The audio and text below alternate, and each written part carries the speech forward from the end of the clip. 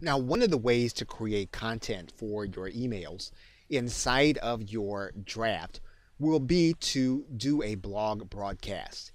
And AWeber has that blog broadcast in the messages area, and all you'll have to do is to go to that link and then click create a blog broadcast. Now, if you are a blogger or a podcaster, you'll be able to create your broadcast by having your RSS feed URL. Now, this is going to happen every time you publish a certain amount of content. So what you're going to want to do is you're going to want to write in a subject so that your customers will recognize that this is going to be your content and that you have actually published something new. So you can actually write in here something like new post.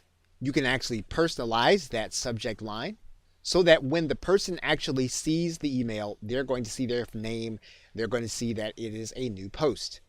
So what you can then do is you can write in a message that's going to appear every time that you have new content.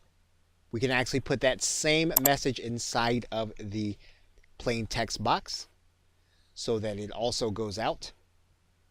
Now, if your content is from a WordPress blog, AWeber can actually tell you how to find the feed URL for your RSS.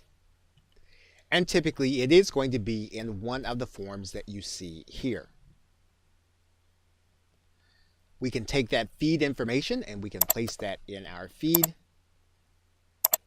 And then we can actually choose a template. Now you'll notice that we've just got writing here, but we can actually use a template, or you can leave it in the plain format. And that is what we are going to do. Now, if you scroll all the way down to the bottom, you'll notice that we can actually control the send time of the content and the email. So we can actually send the broadcast either immediately or we can send it at a specific time. We can also determine how often we send the broadcast, which will not be dependent on how often we publish. So, for example, we can send a broadcast on a certain period of the day, a certain time of the month. We can send it automatically, and of course, we can continue to track clicks. But once we've determined how we're going to send our broadcast, we can then click the items, and then we can click Save Blog Broadcast. So now we have automated content so that whenever we actually have new content on our blog, it's actually going to be sent to people according to our post reaching the number 4.